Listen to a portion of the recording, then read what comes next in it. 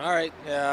Obviously, last night we completed a trade with Arizona, Nick Ritchie, and a conditional draft choice to the Coyotes in exchange for Ilya Lyubushkin and Ryan Dzingel.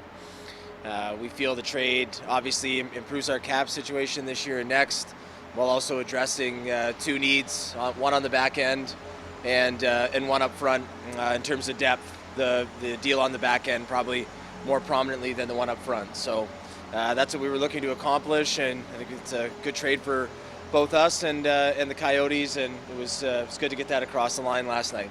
I'll open up to any questions. I think what makes Lyubushkin attractive, Mark, is that for us, we don't really have a lot of the guys that have his utility. Obviously, a big, strong right shot defenseman, strong defensively, able to kill penalties and play with a little bit more physicality than what we may have.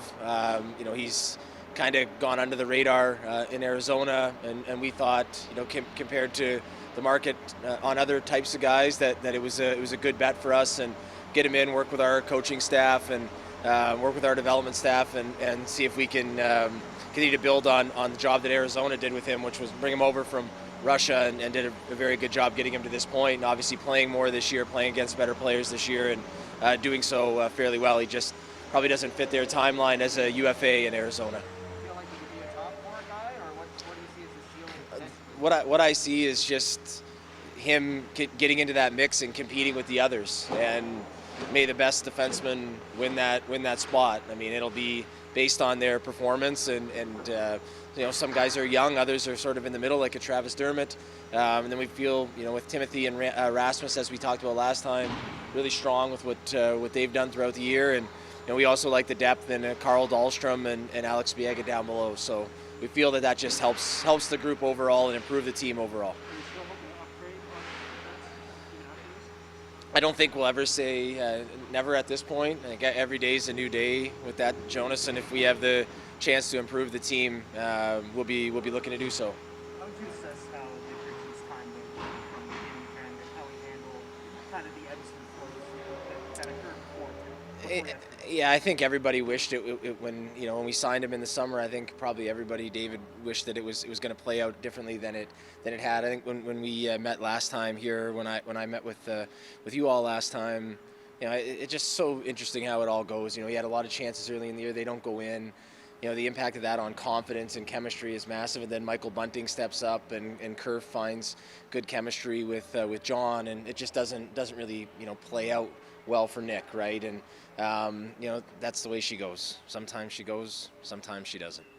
What's your confidence level with the group as it's currently constituted? Like, if you don't do anything, like, how are you feeling about what you've assembled here? Well, I feel good about the group. I think it's a very good team that, as you all see, cover the team every day. A lot of areas we can get better. Last night being a primary example, right? And I think the coaching staff has done a great job on special teams. Everyone knows what I think of Sheldon as a coach, and I think more than anything, the ambition and the focus of the players in the room to continually get better and improve on the things that they're lacking, and acceptance of the fact that they're not a finished product yet and they have to put the work in is what excites me most, Mark, about the group. And I know we'll get better as it goes along, and at the same time we'll try to continue to improve it wherever we can. Dzingel, I think, goes on waivers. Yeah. And is there any other corresponding cap move that needs to be made with Ilya coming in? No, we're cap compliant now. I think just for today we had to send one of the waiver exempt defensemen down, and Timothy went down during the week. So Rasmus, we got him to work with the development staff this morning with the Marlies. So he'll be eligible to play tomorrow night if needed. Otherwise, we're now accruing some cap space daily, so that's nice. But Dzingel, we'll put him on today at 2. Spoke with he and his agent last night, so they're aware of everything, and we'll just see where that goes. We he's an NHL player, but selfishly we hope he gets through and can provide his depth. But if not, then that'll just be another contract slot and some cash for us. Are you glad to get out in front of the trade deadline to a certain extent with this move? Well, I think Brad Treliving beat everybody to that, getting out in front of it. So, I think it's nice to be able to, especially when you're acquiring a player that like Lyubushkin, and even bringing Dzingel in as a veteran guy. Lyubushkin, especially, he's got his family that's going to be in Arizona. There's going to be a bit of a bigger adjustment. He goes from playing in Phoenix to playing in Toronto, just in terms of the amount of attention and focus. And I think the longer that we can have for him to adjust, the better. So it was good to get that one across the line yesterday. How hard has it been to find depth? I mean, you guys try to get Brooks back and Stickle back, and you try to sink people in.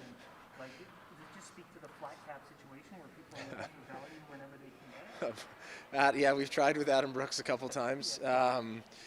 We were sad to lose him at the beginning of the year. We knew we were going to have to go to 21 players on the roster, and we tried to get him audio through a couple weeks later. Vegas scooped him, and then they've signed him since to a 2-year extension.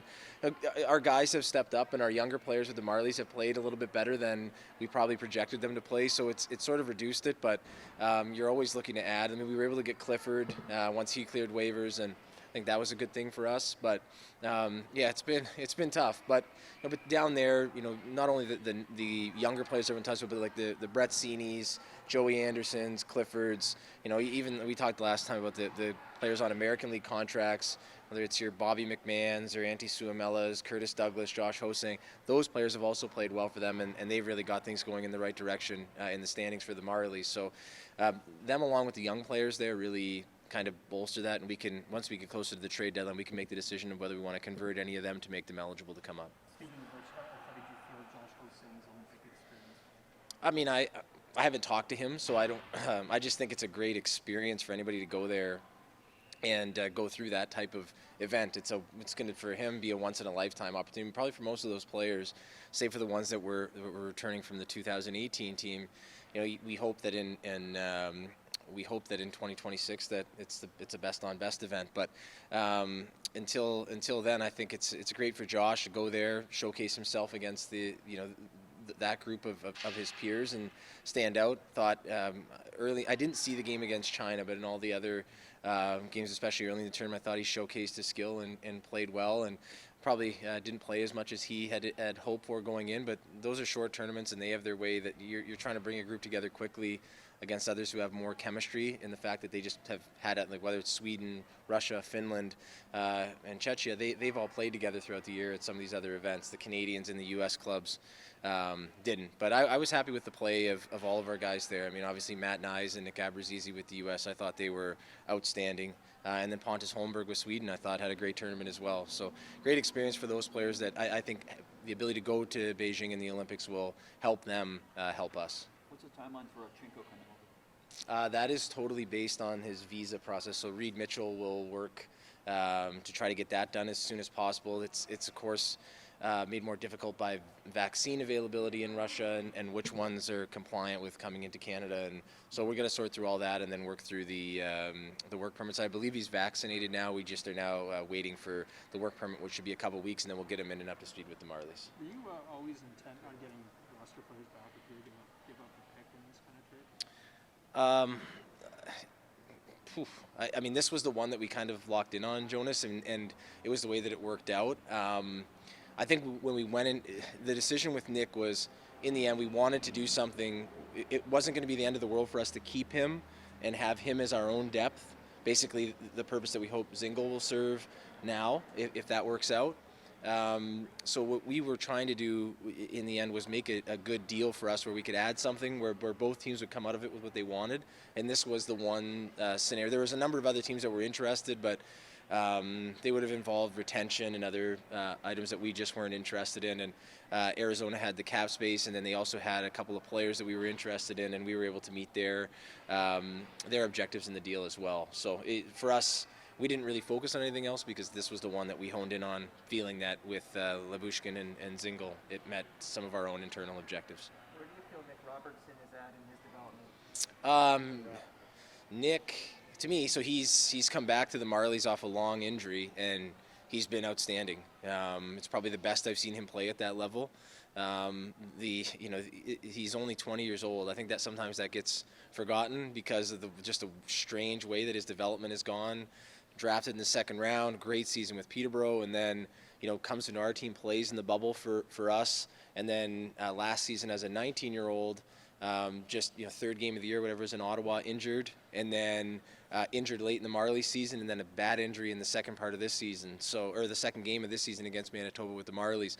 Since he's come back, I think it's been 6 games now. It could be 7. It's the best that I've seen him play at that level, not only on the puck but off and on the penalty kill. Much more dangerous with the puck. Skating looks a lot better, which is a credit to him and the work that he put in with the staff during his injury to continue to become more explosive and improve his acceleration, be able to get open and use his shot, which I think, as everyone has seen in the last couple of days, he's shooting it in the net from distance. And so very, very happy with him. The key, I think, for us is just continuing to get him to build momentum. One of the things I would say that we've learned in the past with him is, last year with the taxi squad, it was up and down, and it tends to stunt momentum. So I just see him just continue to build momentum, continue to take on a huge role with the penalty kill and defensively for them, while also producing offensively. And it'll just be a matter of time before he kind of forces our hand. Okay, thanks everybody. Thank you.